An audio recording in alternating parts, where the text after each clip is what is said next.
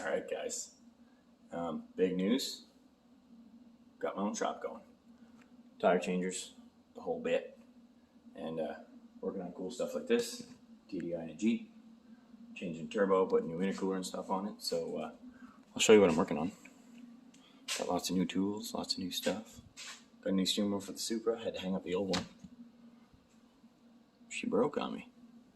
Imagine. She got real flimsy, she snapped right there. That's a legit old school Nardi too. Old though. A lot of miles on that old girl. But yeah. Got the shop. She's a little tight. It's not super wide.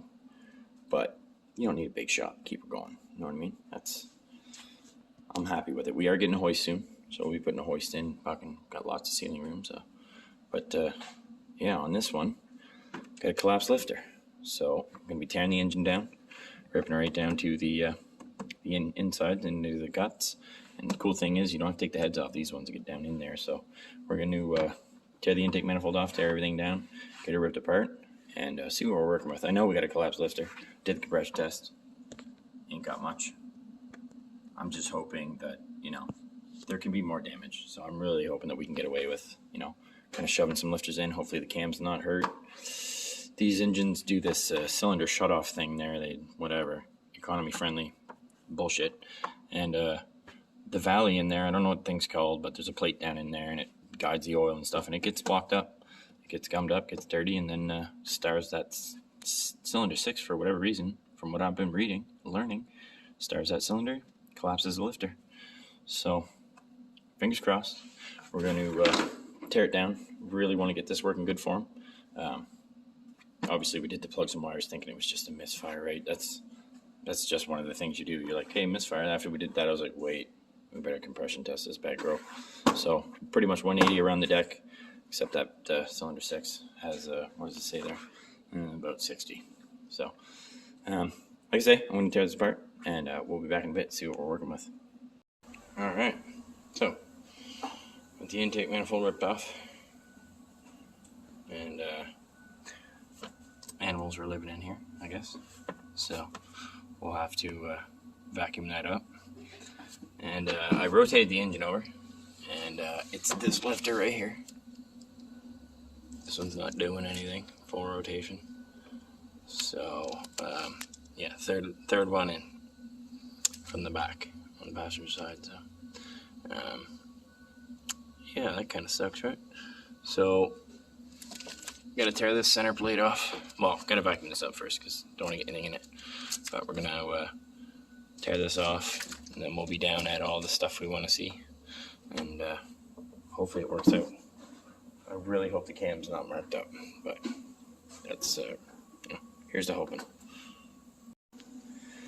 Well, unfortunately for me, hold her apart, and it is the version of the 5.3 that you cannot do the lifters with the heads on.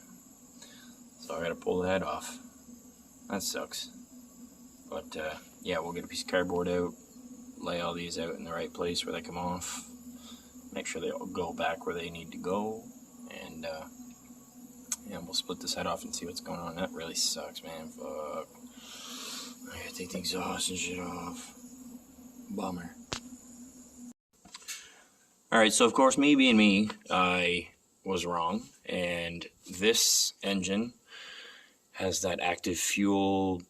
It shuts the cylinders off, and anyways, can't get at the lifters without taking the head off. So I was wrong about that, but we ripped the head off, of course. Had the collapsed lifter. It was in 2 pieces actually when I pulled it out. I kind of cleaned it up, snapped it back together, but we got a new one anyways. Clearly, we're not putting the old one in. Got the new one right here. So pretty expensive. They gave us the wrong one first time around, so I had to go back for more parts. And anyways, always that fun dance. The cam looks good. Everything looks good. It didn't flatten, which is good. So it was still rolling good on the cam. It was bottomed out inside. This was stuck down. So got to clean the surface all up, and I got the head over here around my tire machine, and It's obviously got all the old gasket stuff on it. It's got lots of carbon buildup and stuff. So just get these little kind of plastic cleaning off gasket wheel thingamabobs. So got the 3-pack. Use the least abrasive one, and we'll just clean that all up. I'll clean it up real good, and then worst case, I might get some like high grit and some water and just clean it up and try to get a decent kind of cross just with sandpaper. Because like I said, we're just trying to get this thing back on the road, get them on 8 cylinders, and make sure it's reliable. We don't want it to fall apart, but this didn't have a bad head gasket, so we're not going to get this planed or any of that stuff. There's no need for it. We'll just clean it all up, do a really good job, get it so it's nice and shiny, and the new gasket should mate right up.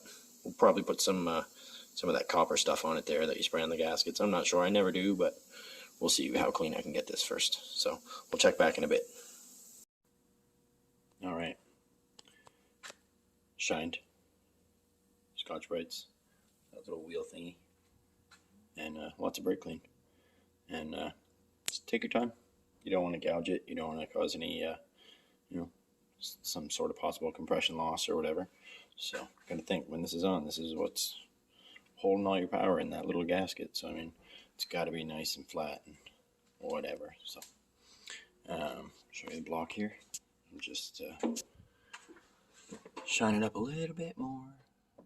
Super hard because you got to basically lay on this thing and break your ribs across this the whole time. But yeah, anyways, just gonna shine that up a bit more and dump the lifters into it and stuff.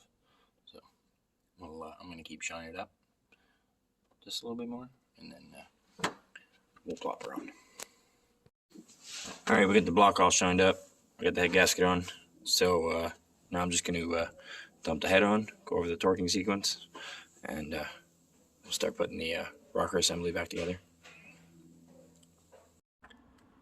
Alright guys, it's the next day. Beautiful day. Got this bad boy all back together. My phone died. Forgot my charger at home, so I didn't really get any good footage of me getting it all buttoned up and back together. But anyways, it's back together. Fired up, did all the things it's supposed to do. We got the cylinder back, so we're back on 8. I took it for a test drive, and it's still doing the switching and everything, like it's shutting off the cylinders like it's supposed to. And on the VLOM plate, or whatever that thing's called, the thing that controls it shutting off, there's like an oil sensor at the back, or I don't even know what it is, but like a pressure sensor thing that's on that plate. And when I took that off, there's like a screen about this tall, and it's like round, and it was plugged solid with like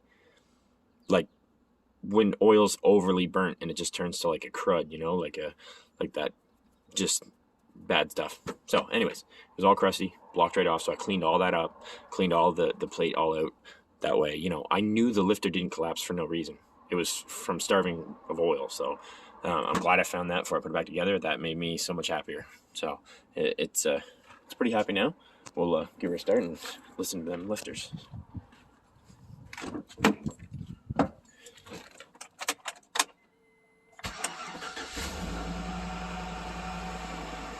Belt's squeaking a little bit.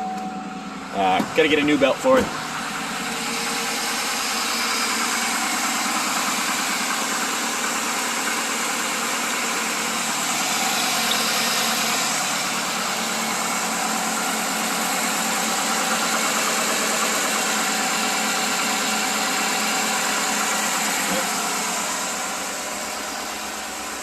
Sounds beautiful, runs really good.